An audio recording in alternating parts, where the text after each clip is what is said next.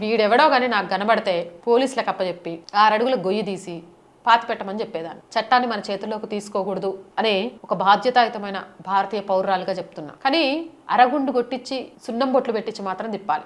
हालांकि मैं भी मुसलमान हूँ, मान के चलो मिसाल के तौर पे अगर यहाँ सरकार हिंदुस्तान के अंदर मुसलमान किया जाए, बेशक हम 23%, 21, 22, 23% जितने भी इनका जीना हराम कर देंगे, 70-75% का जितने भी इनका इन पर रोड पर निकलना हराम हो जाएगा, ये देश छोड़ के भाग जाएंगे.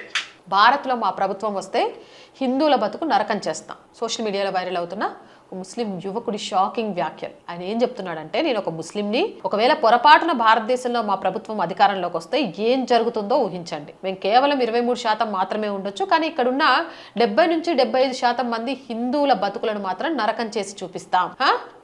మా ప్రభుత్వం వస్తే హిందువులు కనీసం రోడ్లపైకి వచ్చి తిరగడం కూడా సాధ్యం కానంత కఠినమైన పరిస్థితులను సృష్టిస్తాం. ఇక్కడ బతకలేక వాళ్ళే ఈ దేశాలు వదిలిపెట్టి పారిపోయేలా చేస్తాం అంటూ బహిరంగంగా హెచ్చరిస్తున్నాడు. హిందూ యువతుల మొత్తం బయోడేటా అంతా తమ వద్ద ఉందని, తమ ఫ్రెండ్స్ సర్కిల్లో ఉన్నవారంతా హిందూ అమ్మాయిల్ని టార్గెట్ చేసి ట్రాప్ చేస్తున్నారని, వారిని కేవలం వాడుకొని వదిలేయడమే తమ పని అన్నట్లుగా అత్యంత దారుణంగా మాట్లాడుతున్నాడు. దేశంలో శాంతిని దెబ్బతీసేలా నిర్దిష్ట వర్గాన్ని లక్ష్యంగా చేసుకుని ఇలాంటి విద్వేషపూరిత వ్యాఖ్యలు చేస్తున్న వారిపై కఠినమైన చట్టపరమైన చర్యలు తీసుకోవాలి. ఇలాంటి వాళ్ళ అకౌంట్ని కనుక్కొని వీడెవ్వడు ఎక్కడోడని తెలుసుకొని వీడిని అసలు మళ్ళీ బయటికి రానియడం, జైల్లో పెట్టడం, 3 పూటల మేపడం కాదు, డైరెక్ట్ ఉరికమ్మ వెక్కియాలి.